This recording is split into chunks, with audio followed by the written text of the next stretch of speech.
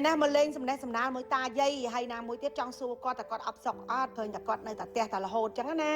សួរនាំគាត់1 2 3 4អីចឹងទៅតើសុខភាពគាត់យ៉ាងម៉េចដែរដើ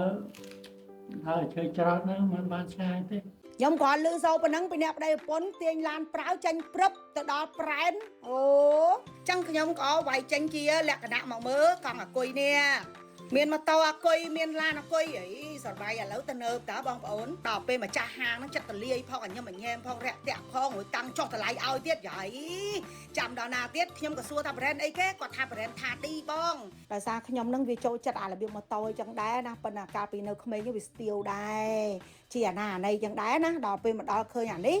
មើលទៅមានអារម្មណ៍ថាពួកគាត់ដូចថាយកមកលក់ដូចតម្រូវចិត្តស្ទៀវបដ ாய் ចង់ស្ទៀវម្ដងទៀតបដ ாய் នេះអូយក្បាលកបងប្អូនអើយចាឃើញគ្រប់មុខគ្រប់ម៉ាកពេកណាតែអញ្ចឹងនឹកឃើញដល់យូរអ្វីបដ ாய் បងជឿធានាមិន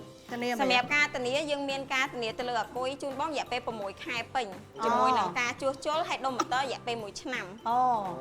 នេះធានានេះមិនមែនធានាធម្មតាធានាឧទាហរណ៍ថាបើបងជិះទៅមានបញ្ហាអាគុយដូរអាគុយថ្មីឲ្យហ្មងអញ្ចឹងចាអូដូរថ្មីឲ្យហ្មងចាអូអានេះមានការជួសជុលទេអានេះបើយើងនិយាយមែនតែនទៅបើសិនជាខូចអីមានគ្រឿងបន្លាស់អត់មានបងមានអូលយតាអញ្ចឹងមកទិញគ្រឿងបន្លាស់នៅកន្លែងណាចាមានទាំងជាងទៀតអូអញ្ចឹងមានជាងទៀតចាអូអញ្ចឹងស្រួលហើយចឹងអ្នកនាំមកហ្នឹងខ្មែរក៏ចិនក៏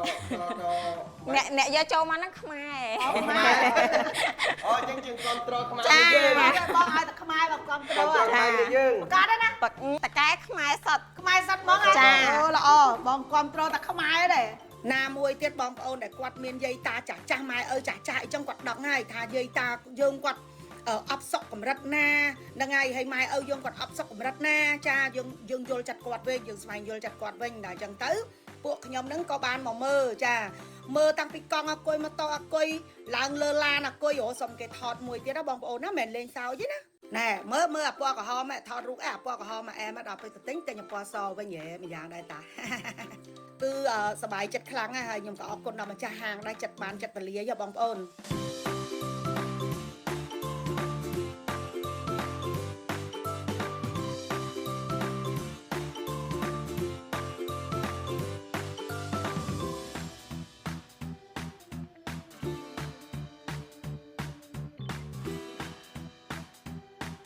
ហើយបើនិយាយពីរឿងទឹកចិត្តប្តីខ្ញុំវិញគឺថាគាត់ទឹកចិត្តគាត់ដែរជាមួយយាយតាគាត់គឺថាអូគាត់ស្រឡាញ់យាយតាគាត់ដូច